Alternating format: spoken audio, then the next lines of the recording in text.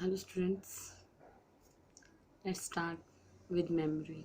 Okay, memory, MEMORY, meमोरी की जब भी मैं बात कर रही हूँ क्योंकि कंप्यूटर साइंस आपका सब्जेक्ट है तो कंप्यूटर मेमोरी की बात की जाती है। ठीक है, जैसे इंसान की मेमोरी है, हम कुछ चीज़ स्टोर करते हैं। आज मैं कोई बात बोल रही हूँ, आपसे पूछूंगी मैंने उस दिन क्या बोला था, आप ये बोला था आपने।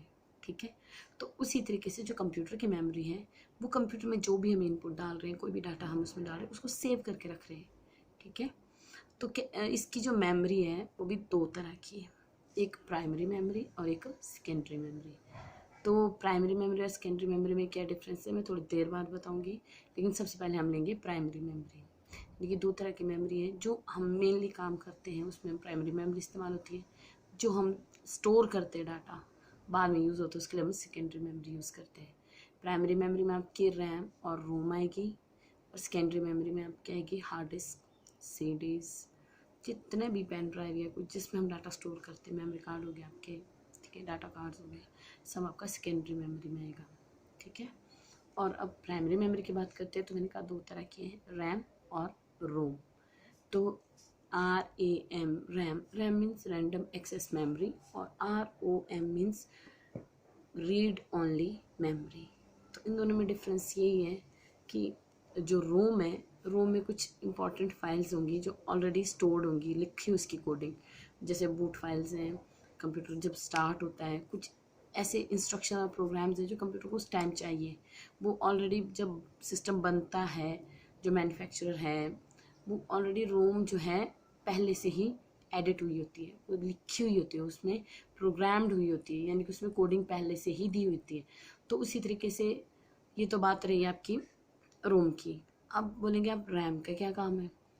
अब जैसे मैं रोज़ पढ़ाती हूँ या कुछ करती हूँ तो मैं रोज़ किस पे करवाती हूँ, ब्लैक बोर्ड, या आप लोग करते हैं कि रफ कॉपी में करते हैं पेंसिल से, तो ताकि गलत हो तो बार बार आप मिटा सको। जब आपका फाइनल हो जाता है तो आप फिर कॉपी पे नोट करते हो। उसी तरीके से जब कंप्यूटर में कोई भी काम करते हो उसके लिए रैम यूज़ होती है, रैम पे ही सारा काम होता है। पर रैम स्टोर कुछ नहीं करती, मैं ब्लैक बोर्ड को साफ़ कर दूंगी तो क्लियर हो जाएगा।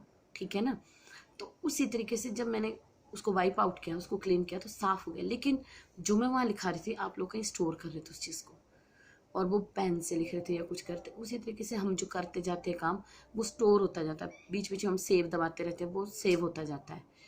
बट काम करने के लिए जो है आपको प्राइमरी मेमोरी की ही आवश्यकता पड़ेगी, रैम पे ही सारा काम होगा और स्टोर रैम कुछ भी नहीं करेगी, ये हमेशा याद रखना, रैम में कुछ भी स्टोर नहीं होगा। इसीलिए इसको डिवाइड किया है volatile and non volatile memory में, यानी कि ये वोलेटाइल मेमोरी है, ये केमिस्ट्री में होता है substances volatile and non volatile, तो उसी में से ली गई, यानी कि जो चीज़ परमानेंट नहीं है वो होती है आपकी वोलेटाइल। नॉन वोलेटाइल जो परमानेंट है, जो ख़त्म नहीं होती है। अब वोलेटाइल सब्सटेंसेस की तरह वोलेटाइल मेमोरी है, यानी कि जब तक लाइट है, जब तक हम काम कर रहे हैं रैम पे, तब तक वो वहाँ पे है, वो फाइल वहाँ पे है। वो डिपेंड करता है रैम का साइज़ क्या है। आप बहुत छोटी सी फाइल लेंगे तो रैम में जगह होती है, आप बहुत हाई ग्राफिक्स के कोई गेम्स खेलते हैं या बहुत ऐसे जैसे .NET प्रोग्रामिंग होती है या कोई ऐसा इन्वायरमेंट, डेवलपमेंट इन्वायरमेंट जिसके लिए बहुत ज़्यादा टूल्स, फ्रेम्स, मतलब जिसमें बहुत ज़्यादा मतलब टूल्स या एप्लीकेशन जो डाउनलोड होंगी काम करने से पहले, तो तब आपका वो छोटी सी रैम काम नहीं आएगी। समझ रहे मेरी बात आप। तो उस चीज़ को मेंटेन करने के लिए या उस चीज़ को करने के लिए हमें क्या होता है, साइज़ बढ़ाना पड़ेगा, तो रैम एक्सटेंड करनी पड़ती है। आज की डेट में 4 GB 8 GB रैम बहुत अच्छी आ रही है। जिस टाइम हम करते थे 512 रैम के साथ होते थे ज़्यादातर पीसेस, फिर 1 GB और 2 GB हमारे टाइम अपग्रेड हुए। तो आज तो टेक्नोलॉजी बहुत ज़्यादा फास्ट है, टेराबाइट्स में आपको हार्ड डिस्क मिल रही है, हमारे टाइम GBs में थी। तो टेक्नोलॉजी एडवांसमेंट हो रही है, तो इसका मतलब ये नहीं है कि 2 GB की ही रैम होती है, 4 GB की रैम होती है।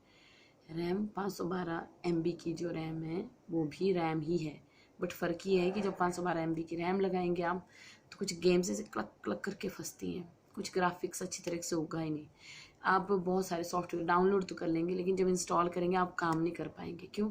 क्योंकि जब वो उनके यूज़फुल फाइल्स या उसको काम करने की चीज़ें डाउनलोड होंगी तो उसमें स्पेस नहीं होगा, कितना स्वैप कर लेंगे आप मेमोरी में, स्वैपिंग नहीं है पॉसिबल। तो इसलिए ये रही मेमोरी की बात।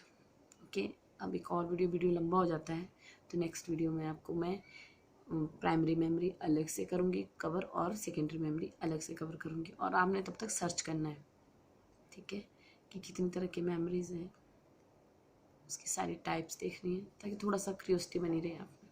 Okay, take care, be safe.